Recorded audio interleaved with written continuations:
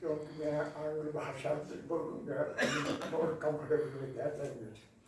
It's unfortunate, but I've been out of India since 1965, and my background is basically belong to RSS.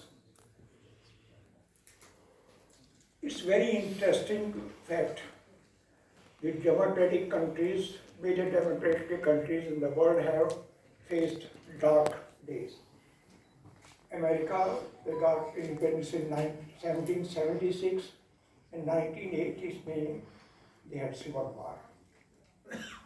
In England, there were crises between Prime Minister and the King of England. Finally, the Prime Minister prevailed. In France, there was revolution, and then King was thrown out.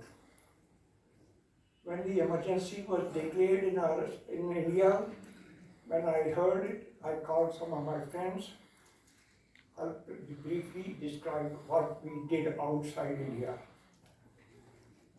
I called some of my friends and we formed the Indian for Democracy, IFD, and started campaigning against the emergency. Then, at that time, I had an Indian passport. My passport was cancelled, and arrest warrants were issued against me. I had to come to India to make the plans how we proceed. So I had a meeting with Madharavji. He was General Secretary RSS. Incidentally, I'm third year OTC trained. I did my OT third year in 1963. So we talked about what to do, how to proceed. So I made the arrangement for Dr. Swami to escape from India. And he went through Sri Lanka. He went to England first. He founded Friends of India International. Then he came to United States, where we also started Friends of India Society International. He was the first president, international, I was the second president. Now I'll just briefly explain the role of RSS outside India. Of course, India, they were very active. All the other parties became ineffective because their leaders, once their leaders got arrested, there was no cadre to do anything. Fortunately, due to the structure of RSS, the power does not lie with the top. Power lies with this one fake Ghatnayaks, with the main Ghatas. They are the one communication. So RSS kept on communication link and propagating against the emergency. They could not arrest all the people. They did not even know Chamaji was so famous, but nobody had known how he looked like. I had meeting when I visited India. I had meeting with him just close to the police station in New Delhi. He was just Western, and nobody knew how he looked like. So that was his time. Outside, we started campaigning, then we started chapters, of course, in England, United States, France, Holland, Japan, Germany. And our focus was to hammer Mrs. Gandhi to lift the emergency. And strangely, RS is known to be like authoritarian government organization.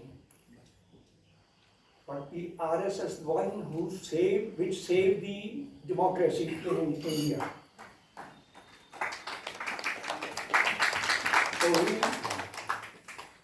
we started campaigning against emergency, educating the legislature and the others. And a very interesting thing happened at that time.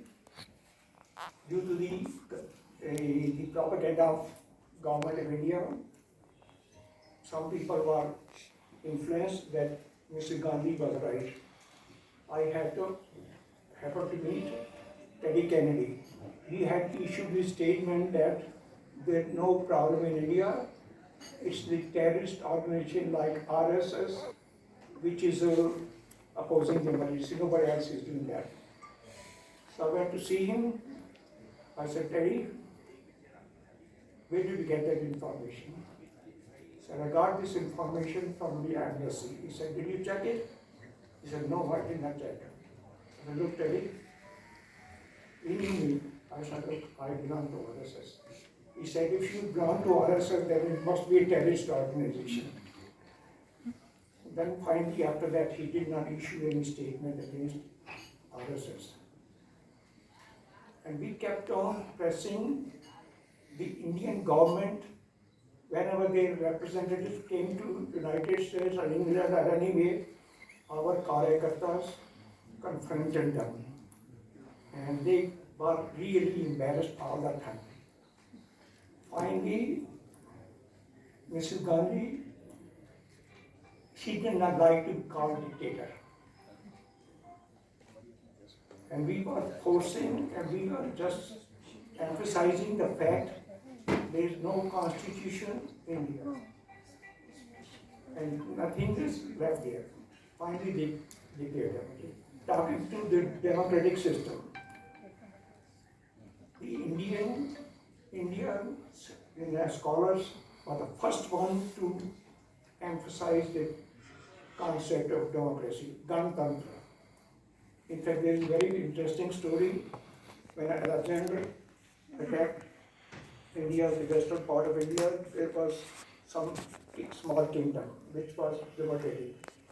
He used to send his representative for discussion whether to surrender or what to do, fight. So he called the whole thousands of people came. What is this thing? He said, we are a democratic country, nobody has the right to represent anybody else, we all have to. He said, I can't negotiate with all these people. So that's the extreme of democratic system. The freedom of expression also originated in India. Nobody was persecuted. You could say anything. You could attack Vedas. You can attack God. They were atheists. Nobody was persecuted. In fact, they were all declared as saints. This both extreme democratic system as well as the freedom of expression. India is the birthplace of both, besides the other concepts. Finally, when the elections were held, and that's the story everybody knows, we must not forget this chapter, as civil war is an important chapter in the American democratic system. This emergency is also, I don't know whether I call it important, but it definitely has some. And we should make sure that we stay a democratic country, and we will, no matter what happens. Because that democracy is in our blood. It's nothing new concept given by any Western authority. It's in our blood, and RSS played a major role, both in India as well as in the foreign countries, to protect the democratic system. And we should have strong belief in both the democratic system, the will of the people, the expression of freedom of expression, and you will see India will not only survive, it will thrive. Dhanyawad. Namaskar.